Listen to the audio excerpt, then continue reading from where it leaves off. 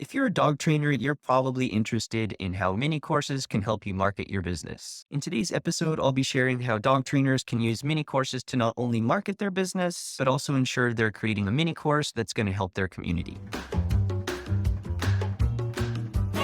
Hey Dog Pros, Josh from Digiwoof here, and welcome back to a revamped Digital Dog Pro podcast. We've taken a few months off from the podcast while we've launched Clicks, our all-in-one software for dog pros, and we've also taken the time to revamp the podcast a little bit. We've reformatted the podcast so these episodes are now available on YouTube as well, and we have a bunch of exciting episodes lined up with special guests and more in-depth episodes on a variety of topics. But today, I'm excited to talk with you about mini courses. And before we jump into why you might want to use a mini course, we should probably talk about what the heck a mini course is even. A mini course is just a short online course that consists of 3 to 5 videos, and we're generally wanting each of these videos to be no longer than 10 minutes. Mini courses are designed to be short and easy to consume, and we're generally using a mini course as a vehicle to sell our other products or services. For example, if my main service is a one-on-one puppy training service that costs a fair bit of money, I might think about creating a mini course that speaks on a specific topic that I cover in my services. So I could create a mini course on safe socialization where I'm going over safe socialization ideas and giving puppy parents knowledge on what socialization even means. And it also allows me to position my services as a way to achieve everything that we talk about in the mini course. So in my mini course, if I'm giving really solid advice on safe socialization for puppy parents and giving them ideas on how they can implement themselves, I can then position my service as a way of limiting the amount of effort that a puppy parent has to put in themselves,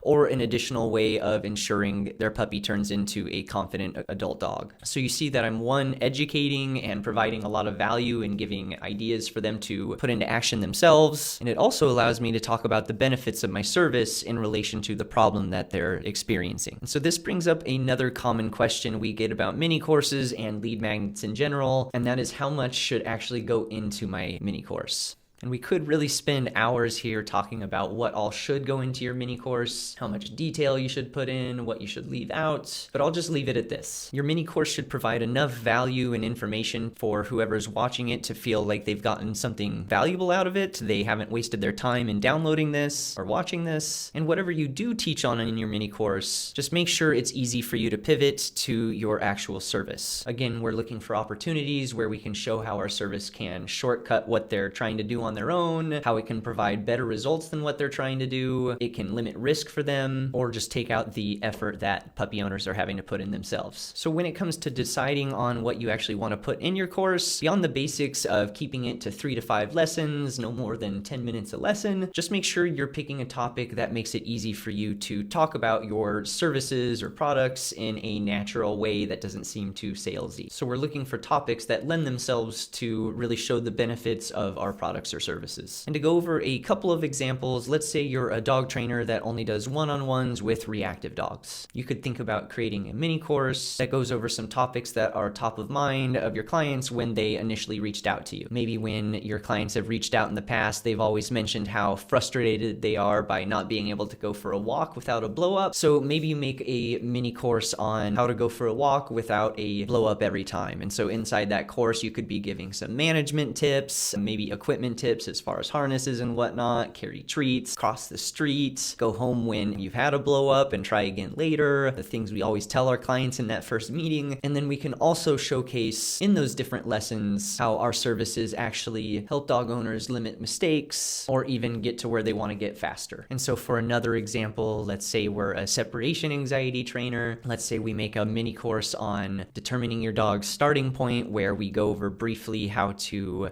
broadly perform an assessment, maybe look for some key signs of separation anxiety, when to end assessments, how to set it up. We can then also in those lessons mention how in your one-to-one program, you take a very data-driven approach where you're helping dog owners decide exactly when to push forward with more time, when to stay and build up confidence at a certain amount of time, etc., etc. And so those are just a couple of examples, but I hope you're seeing how you might be able to implement this in your own business. And this doesn't necessarily just apply to dog training. trainers either. So you could be a dog walker, and so you might be thinking like, I shouldn't be giving advice on training things. And while there are certainly instances where you shouldn't, you can also create mini courses on things like exercising their dog, right? So your key audience is energetic dogs, their owners. So maybe you create a mini course on keeping your dog busy while they're at work, where you go over enrichment ideas, how to keep their dog busy, and then maybe one of your lessons lends itself to mentioning how for your walking clients, you always provide them with sniffing time and mental enrichment,